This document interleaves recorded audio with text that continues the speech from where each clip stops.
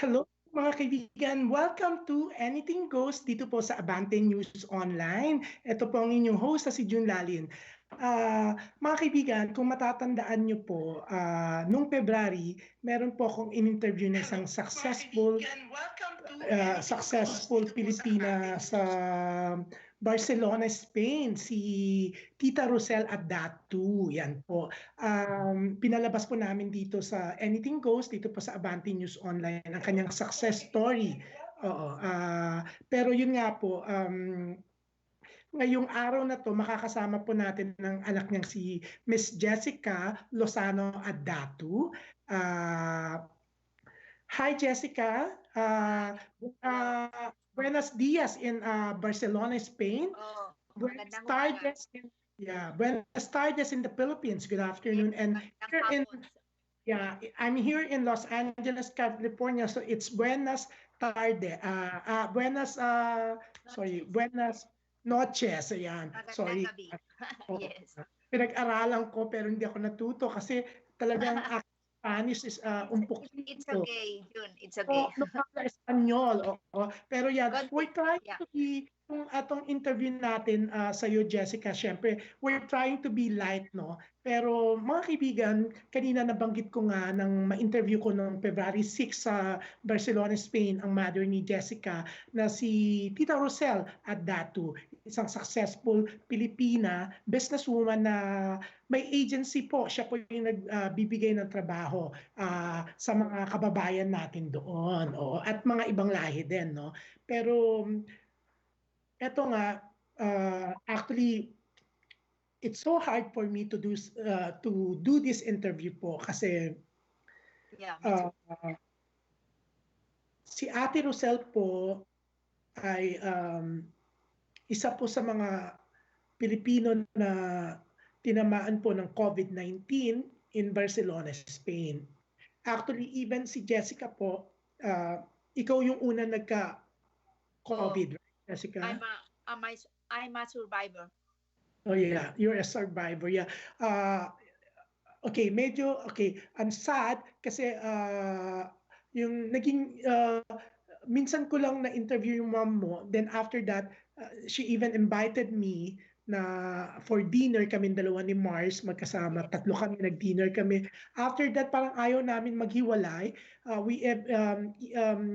Naglakad-lakad pa kami around Barcelona eh.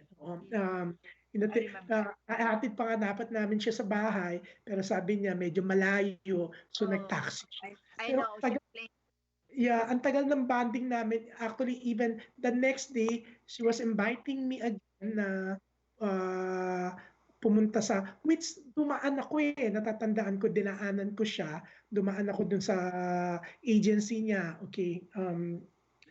Pero yun nga, nung bumalik ako ng Barcelona ng February 24, nalaman niya kay Mars, niyayaya niya ulit ako na mag-late lunch nung February 25. Pero dahil nga medyo na-stress ako, naghahanap ako ng flight back to Manila kasi ayoko na, kasi ang flight ko... walang panahon. Oo, pabalik ng Pilipinas, dapat ang flight ko was from Milan, Italy. Dapat from Barcelona, lilipat pa ako ng 6 ng umaga papuntang Milan, pero nagkaroon na nga ng outbreak ng coronavirus hindi pa tinatawag. It was starting. Yeah, okay. So natakot ako. So nagsabi ako sa mga friends ko na I'm not going to Milan, Italy anymore because of the outbreak. And that night, because of that situation, hindi ako nakatulog sa paghahanap ng flight back to Manila from Barcelona. So the next day, I was so busy. I went to Qatar Airways. So hindi ko na napunta ng mom mo na nag-iiya siya.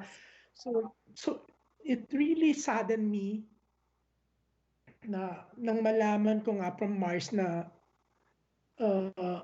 namatay yung mom because of COVID-19. Nung una, hindi namin alam na may COVID siya, na tinamaan pala kayo mag-ina, di ba? Okay? Pero bago ka namin pagkwentuhin dyan, mga kaibigan, eto po, balikan po natin ang ilang parte po ng interview ko sa successful businesswoman na si Tita Rosel Adatu. Panoorin po natin.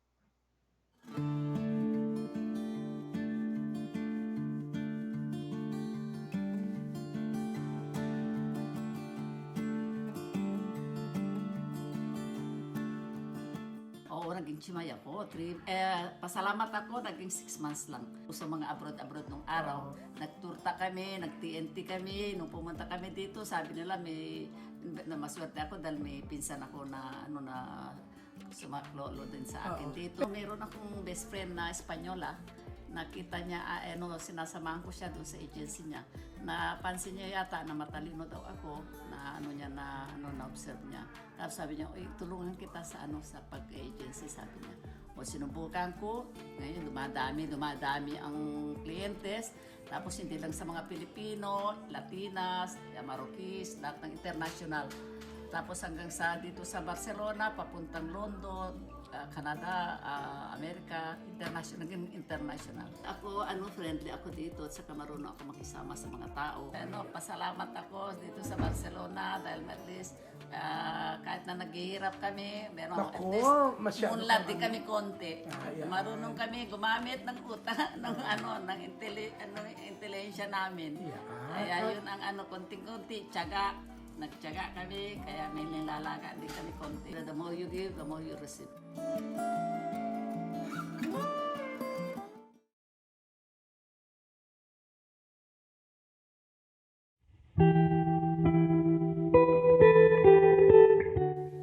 Ate Rosel, resting in peace. Alam ko na yung naiwan mong alaala sa amin, mahirap kalimutan niya.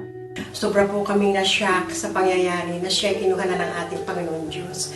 Napakasakit po sa amin ang nangyari ito dahil isa po siya sa napaka-active at hardworking woman dito po sa mga Pilipina nandito sa Barcelona.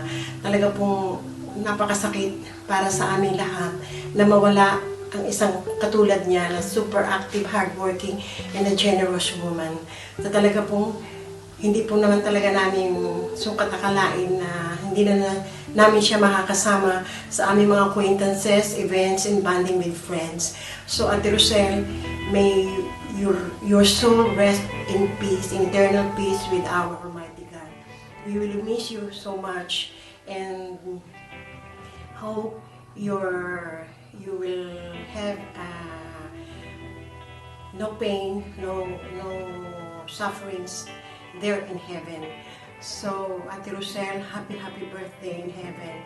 Sana kami ay huwag mo kalilimutan din diyan.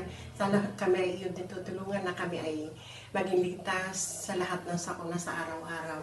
Thank you for being one of my best friend. I love you, Ate Rosel. Dahil ako palagi mong kasama, talagang nasaktan ako talaga na nawala ka o nalungkot talaga ako ng sobra. I met Tita Rosel because of the pageant, which is Miss Ikatlong Lahi 2019, and she's one of the judges. And I'm very thankful and I'm so blessed that I met her, a living angel in this earth, Tita Rosel, because she's very humble, she's very sweet, and at the same time she's very generous. And every time we met, she always have the pamerienda, and Tita Rosel for me is like my mom. She treated me like her daughter as well, and I miss her so much. You're always in my heart, Tita Rosel, even though we've been together for a short time, but still in just a short period of time, we had so much bonding together, and all of those are good memories to me, and I will never ever forget you, Tita Rosel. You're always in my heart, and please guide us. Love you. Alam ko kung nasan ka ngayon.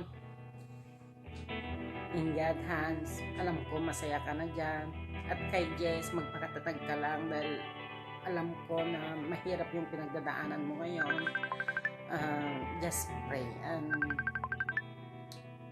At yung alaala mo, Ate Rosel, ang dami nating pinagsamahan na iniwan mong memory sa akin.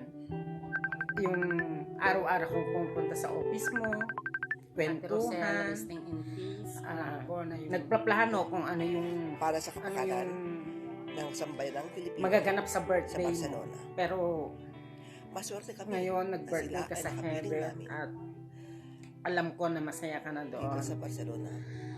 Kung At sila saan ay nananatili nagbibigay, kang nasa puso ko, kasabay pa ang pagniti hindi at kita pasasalamat makakalimutan, Ate sa Rosel. biyaya ng I Diyos. miss you Napakalungkot and we love lang you, ang Ate pangyayari. Rosel. Dahil Si Rosel at Dato ay namin kanyang nakita kanyang pamilya o nakapagpalang ay kilalang kilala sa sa Barcelona, kanyang Spain. huling sandali ng kanyang Ang kanyang mga katangian pero alam niya ay walang alam ng kasubat. Diyos kung Siya ay paano masayahin, at masipag, mabait, maawain, makadiyos, at lalong-lalo na matulungin sa kapwa. In Spanish, bondadosa y generosa. Sa kanyang status quo, magandang kanyang buhay. May kaya siya, pero di niya pinagpamalaki ang kanyang kayamanan. Hindi niya tinalikuran ang kanyang pinanggalingan. Marami siyang natulungan ng mga kababayan natin sa paghahanap ng trabaho. Gayunpaman, lahat ay humihingi ng tulong ay palagi niyang bukas ang kanyang palad. Sa Filipino community, lahat ng mga associations at grupos, palagi siya at ang kanyang anak na si Jessica ay nag-i-sponsor sa mga aktibidades at proyekto para sa kapakanan ng sambayanang Pilipino sa Barcelona. Maswerte kami na sila ay nakapiling namin dito sa Barcelona. Kung sila ay nagbibigay, kasabay pa ang pagniti at pasasalamat sa biyaya ng Diyos. Napakalungkot lang ang pangyayari dahil di lang namin nakita o nakapagpalam sa kanyang huling sandali ng kanyang buhay. Pero alam niya at alam ng Diyos kung paano namin siya kamahal. Rosel, saan ka man naroon, ikaw ay palagi naming nasa puso namin at ang mga alaala mo ay di maglalaho. Mahal na mahal ka namin at mimimiss ka namin. Rest in peace, amiga. Que Dios te bendiga, tu familia y todos nosotros. Hasta luego.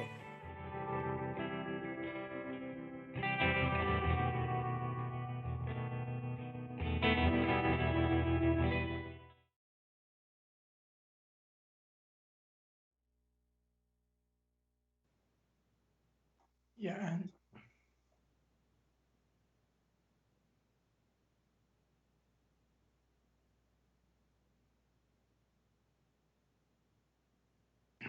Yan po mga kaibigan, ang interview ko po kay Tita Rosel Adatu, isang successful businesswoman sa Barcelona, Spain. Nakilala ko siya noong February 6 po. Naging malapit kami, nagme-message kami. Kaya sobrang shock din ako na isa po siya sa nagpositibo sa COVID-19 at yumaon po. At yan po ang ilan sa mga kababayan natin na naging malapit kay Tita Rosel nung nabubuhay pa po siya. Sobrang lungkot po sila kasi narinig niyo naman po na talagang naging matulungin po si Tita Rosel nung nabubuhay pa siya. Basta pwede pong tumulong silang mag-ina, pati si Jessica, kung pwede mag-sponsor sa mga events ng mga Pilipino po, ng Filipino community po sa Barcelona, hindi po sila nagdamot kahit kailan. Sa mga nakausap ko rin po na wala dyan sa video niyan, talagang puro mga papuri, puro magagandang sinasabi kay Ate Rosel. Napakabait. Ako, twice ko lang siya nakasama, pero talagang ramdam na ramdam ko nung nalaman niyang bumalik ako ng Barcelona, niyayaya niya ako mag-late lunch. Hindi ko nga alam na pagbigyan kasi natitense na rin ako that time dahil sa coronavirus outbreak po. Pero yun, eto po mga kaibigan, kasama natin ang kanyang anak na si Miss Jessica. Hello Jessica. Yan. People are saying nice things lang about you and your mom, about with the help of your mom and you sa Filipino community. Dyan sa Yes. yeah, yeah, nakakatulong yung agency nyo na makapagbigay ng trabaho. Actually, even yung travel agency nyo, alam ko may mga kailangan umuwi ng Pilipinas, inuutang muna yung pamasahe dahil emergency na kailangan. Talagang pinauutang nyo, nakakabalik sila ng Pilipinas, importante, mayroong mga emergency na natulungan nyo. Pero yun nga, it's so sadden nga kasi sa mom mo na syempre binawian siya ng buhay sa COVID-19. Sobrang complication ang nangyari sa kanya. Ikaw muna yung nagkaroon ng sakit. Oo. Tapos, ang birthday ng mom mo is April what? 21. April 21. Hindi niya na inabutan yung birthday niya. Pero before that, according to Mars, si Mars Sagun, na BFF ko nga dyan, they're really planning a party. Yeah. Oo, I was for your planning to make to her a big party with many invitados and yeah, to celebrate that, for their retirement, the 65 years. Tapos yung mga ano nga, ang dami kahit yung mga bading dyan, talagang close sa mom mo. Nung Always pumunta ka with many people loves her, admire her because she's very special and unique person. It's my best example of the best person. She passed every heart. Every person she see, he touched her heart, and they have good memories of my mom. And this is for me the best legacy I have. Yeah. And okay, when I went to the office of your mom, to the agency, talagang nakita ko na ang daming dumadalaw kahit yung mga nabigyan niya na ng trabaho, hindi naman naghahanap ng trabaho, o yung mga dati niyang kakilala na dati niya natulungan, talagang tinatambayan ng mga Pilipino o yung kasi nasa sentro kayo yung we are very well located. Yeah. Yeah. And ang bait ng mom mo kasi talagang lagi siyang may pagkain, may mga merienda naka-ready. Yes, siyempre. If merong tao walang trabaho, she give merienda tayo, everything, every moment. It doesn't matter who. Every That moment. night hindi siya pumayag na hindi kami mag-dinner. Talagang pinilit niya talaga mag-dinner kami. Your mom's so nice, sobra. Anyways, Jessica, yan, okay, babalikan natin ang mga pangyayari kasi una ka nag-positive sa COVID-19. Paano mo nalaman na positive ka? Kasi on March 12, I was very sick with high fever, and I went to the hospital with my father accompany me, and I make the test on the 14th, and they told me I'm positive by telephone. Since then, I was locked down at my home quarantine. Paano mo nalaman yung result? When? On the March 15, the hospital called me and they told me, Jessica, you are positive. Don't worry. You are young and you have to pass. But you cannot stay at the hospital because you don't have pneumonia. My proofs are well pero I suffer too much because it's not like a flu. It's very hard. I was vomiting, diarrhea, high fever. And then I called to my parents and I told them, please make the test just in case. And finally, my mama starts with fever on maybe March 16. So she went to the hospital no, on the 17th, she started to go to the doctor because you are calling to the doctor and they are collapsed, starting to be collapsed. And finally, she went to the hospital on March 19th. And she entered. They tell to her that she is positive. But the problem with my mom is that the viral it's very strong and attack very hard her lungs. So it was starting a very hard battle with this COVID. It's a terrible and very painful virus that attack many organs to my mother, and my mother is very strong. Never she stay in an hospital in her life, and she fight during 30 days. We are praying hard and feeling very, very difficult situation, and finally it finished with a very big tragedy for us and for everyone. It's difficult to explain all the pain that remains in our hearts and souls. Were you able to see her nung nasa hospital siya? No, I cannot take care of my mother. My mother was alone with the doctors. You know, the situation is very, very inhuman.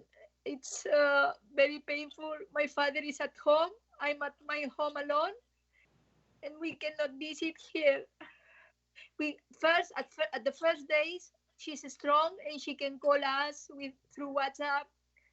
She sent me pictures, some selfies. She sent me what she's eating, and I'm always telling her that sorry we cannot stay with her, and she's thinking that she will pass because she feel worse every day, and she cannot breathe well, and finally with oxygen, and then finally on March 29th she's the last connecting in the WhatsApp is on 28th, because on 29th they enter to my mom in the IQ ICU. I see you, yeah. Yeah, with a with a respirador. I don't know with a tube. Yeah. And it was starting the worst battle to her because it was very strong, the virus to her, and affected many places of her body. And The organ siya.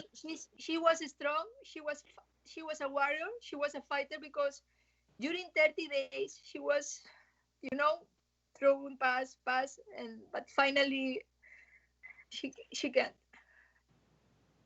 So that's when on April 17th, the doctors called my father. They told us we have to go to the hospital, and I know that it was a very bad notice. I have the good luck that I can see her, but through a window and through a door, and I saw her very painful, and I understand that I have to say goodbye to my mother, and she was waiting for us. She cannot talk because since March 29 she was asleep, sedated, but her heart finished when we are there. And then the doctor tell us, Rosel, now it's gone. It was very, very sad, but very special moment because we are there with my mother. I cannot embrace her. I cannot kiss her. Only that I can say is sorry, because we can do nothing. We only pray and pray. So please, God, take my mother to heaven with her and take care of her, because now she has to rest. And it was my worst moment of my life. It's like my world comes down, and I don't have words to explain, because she's not only my mother, she's my everything. I'm always with her. It's like my partner in crime in the life. It's my, everyone knows how I love my mother and how my mother loves me, and a very special relation. And we are always together. I think it's a terrible, terrible tragedy.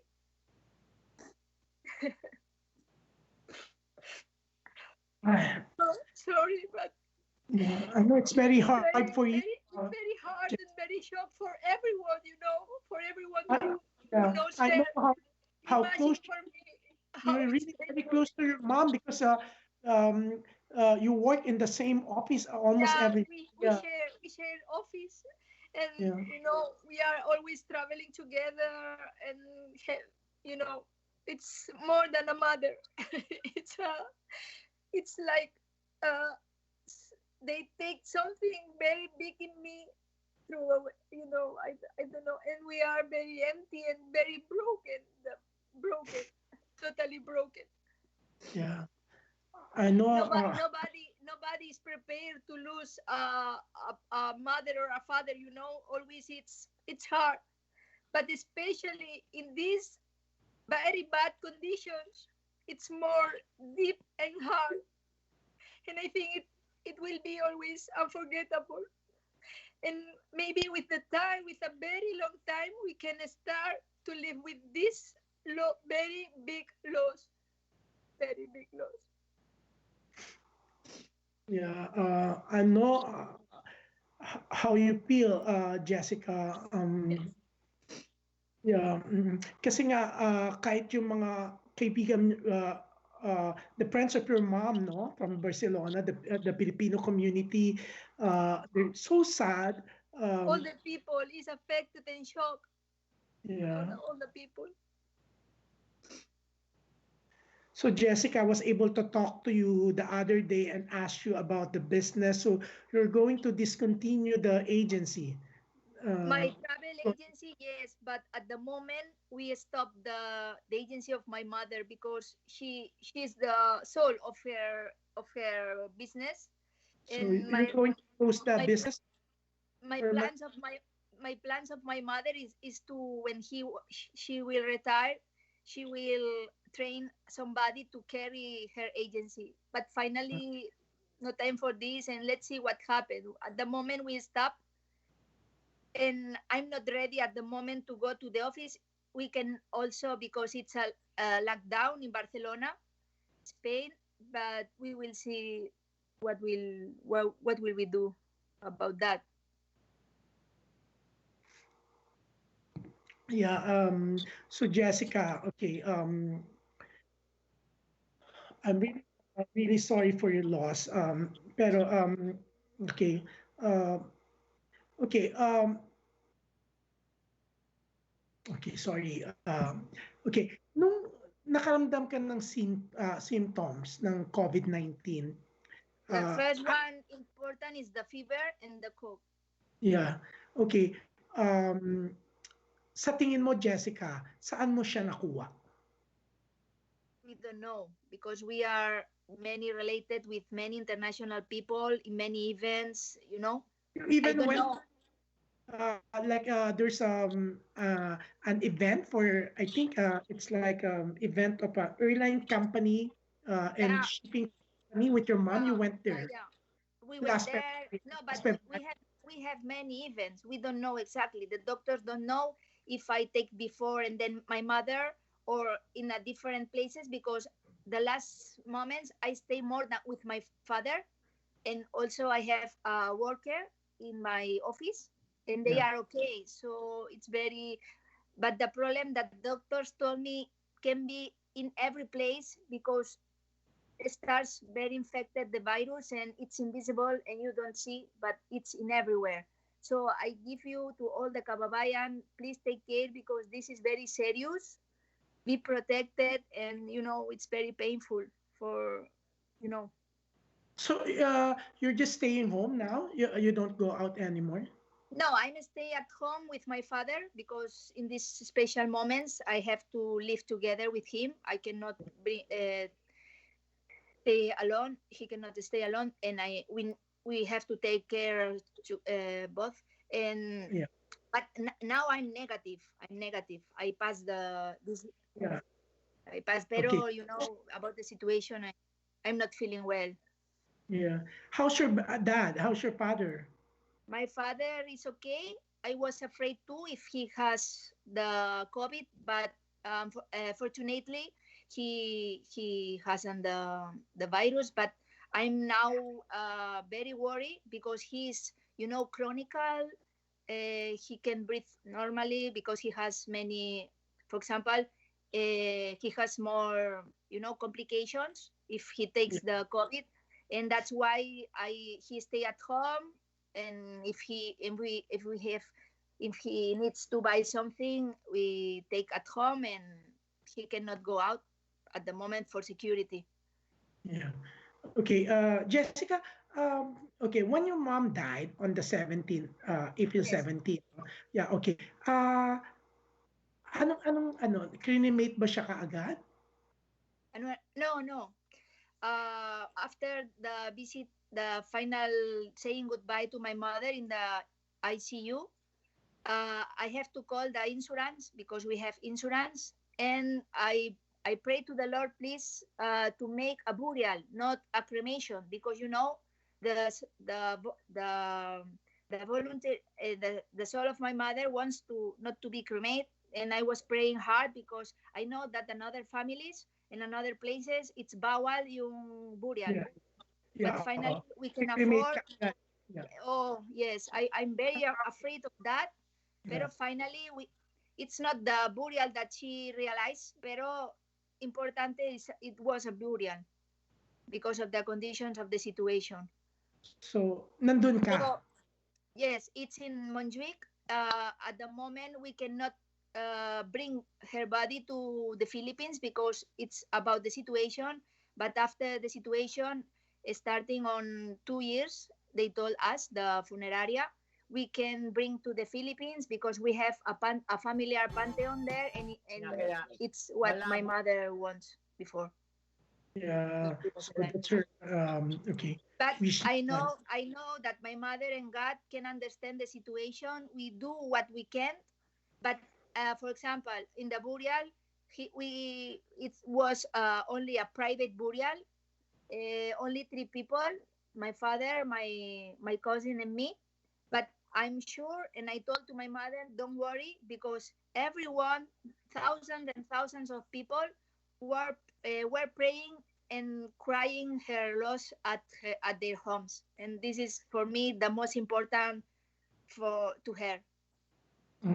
Yeah. Yeah, okay. Alam ko kung gaano kabigat ang pangyayaring to for you and your family, Jessica, and even for the Filipino community of Barcelona, Spain. Sa dami kasi natulungan. Actually, it's not only the Filipino community. Kasi when I went to the office, to the agency of your mom, I met some people na hindi Pilipino, di ba? Oo. Marami, yes.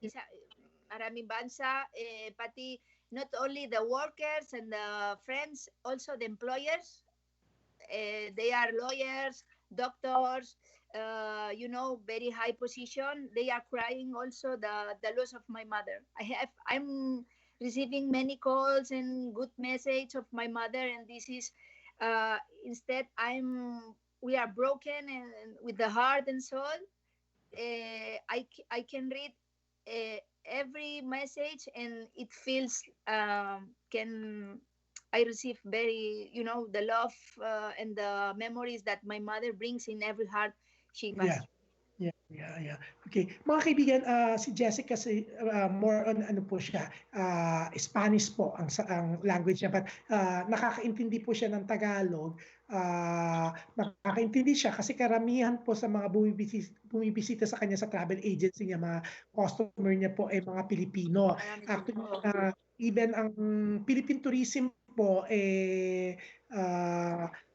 may communication ka sa Philippine tourism kasi nga I've been many times in the Philippines with the Department of Tourism and the Tourism Promotions Board. Yeah. Kasi nga isa ka sa nagpo-promote kung gaano kaganda ang Pilipinas, may mga kasi travel. Diba, it's more fun in the Philippines. Yeah. Talaga. Pero yun nga, Jessica, alam ko mabigat na wala na mom mo, si Tita Rosel, pero ang maganda doon, alam mo kung gaano siya minahal ng mga kababayan natin at sa mga iba pang lahi diyan sa Barcelona, Spain. Ang dami niya talaga natulungan. Yun na lang ang tanging kumbaga consolation nyo, na pamilya niya, tayong mga kaibigan ng mom mo, di ba? Na ah, only good words talaga yung maririnig mo eh. And talagang pinagluluksa talaga yung pagkamatay niya. Pinagdadasal, yun ang maganda. Ang dami nagdadasal for your mom.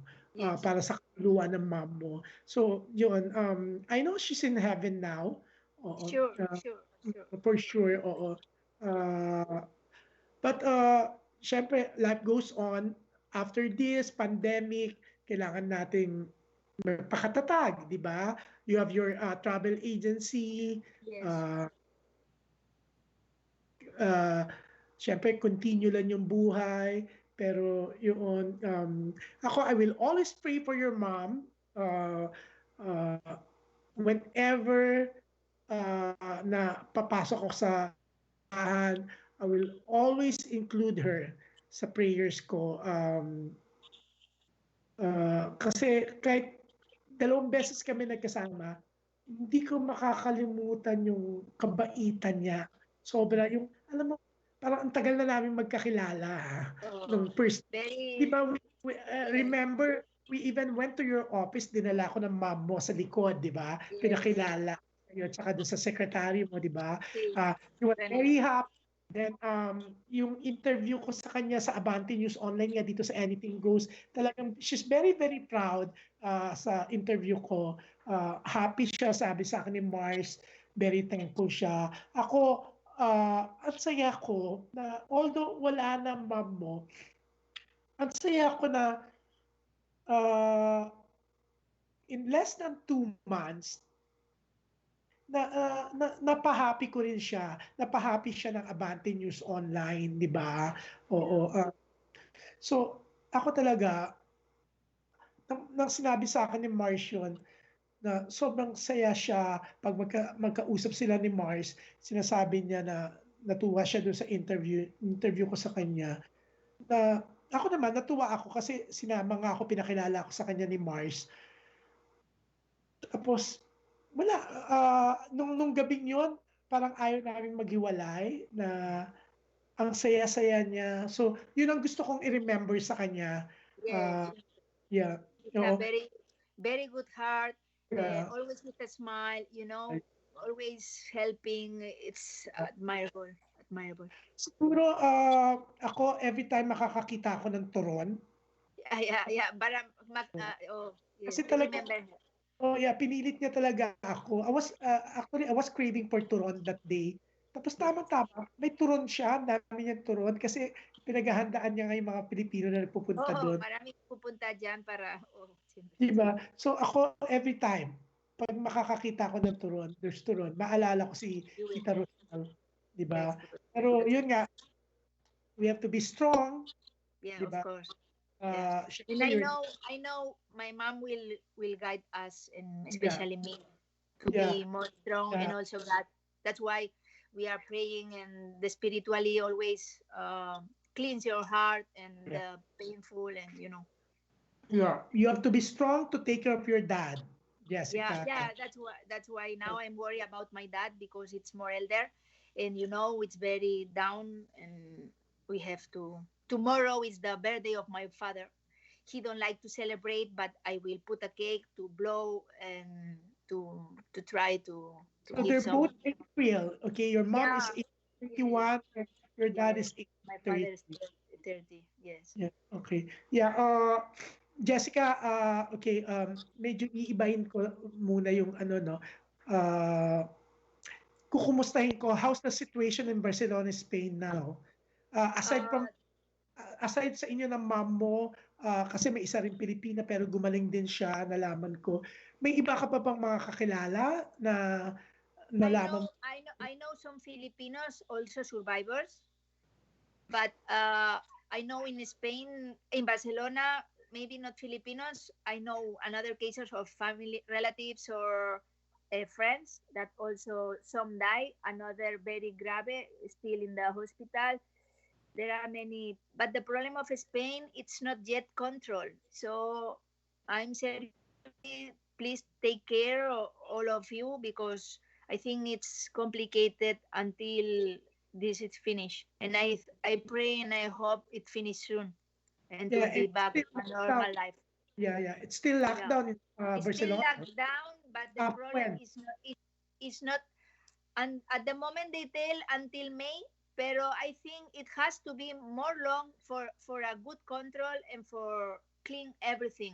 But sometimes government here it's not okay, and it's not action making actions well, as I think.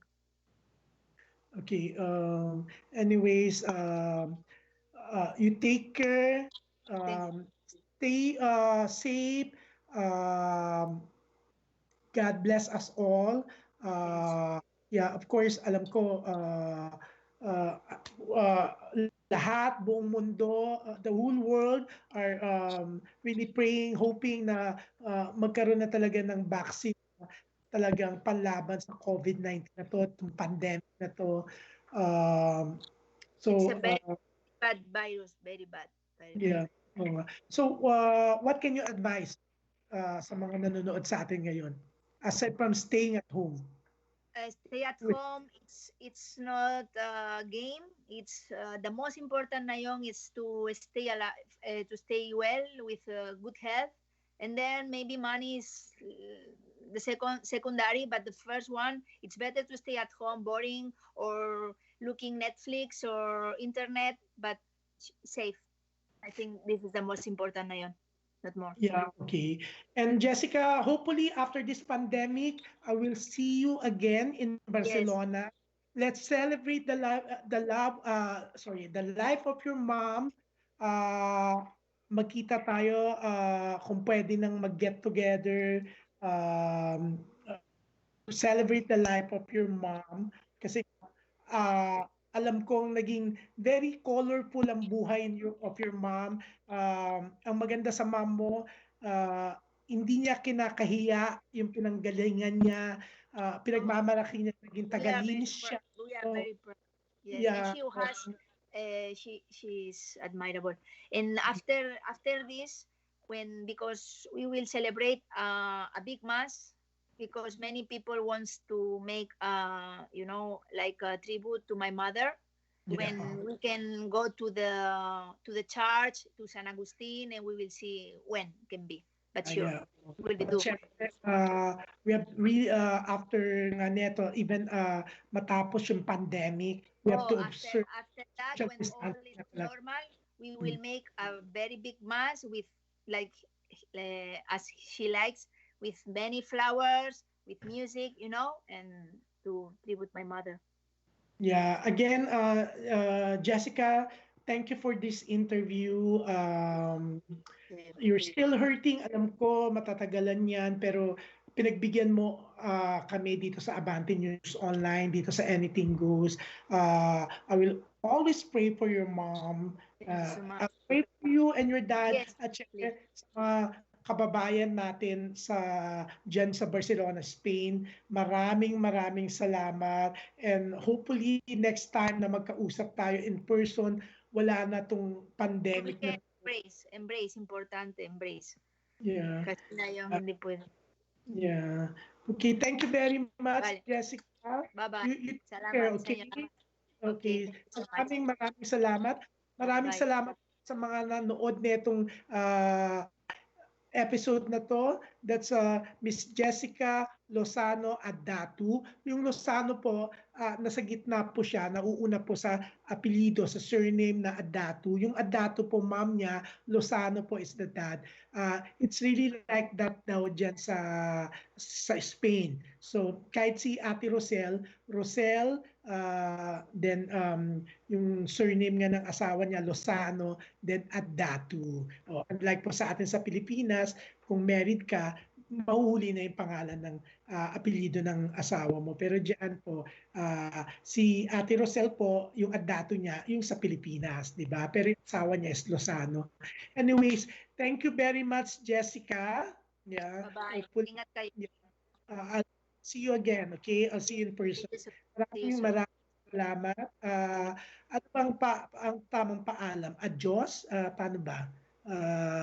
Mabalot? Paano bang dapat in Spain? Yung thank you very much. Anong sinabi mo? Muchas gracias. Muchas gracias. Oh, galing Diyos. mo. Spanish mo, ha? Galing. Sana nga, oo. Pero Tama. pag-aaralan ko yan. Kasi lagi naman ako dyan sa Barcelona. Yeah. Isa yan sa favorite place ko. Dahil ang ng mga Pinoy dyan, ang bait ng mom mo, sayang wala na. Pero ikaw din, alam ko, you will continue kung ano yung nasimulan ng mom mo, di ba? At syempre yung mga kanina na nagbigay ng message sa mom mo, especially si Mar Sagun, my best friend dyan. Yeah. Maraming salamat. Mga kaibigan, Jessica, nanood po dito sa Abante News Online. Ito po ang isa na namang edisyon ng Anything Goes. Ito po ang inyong host, si Jun Lalin. Maraming salamat po. God bless sa ating lahat. Stay safe.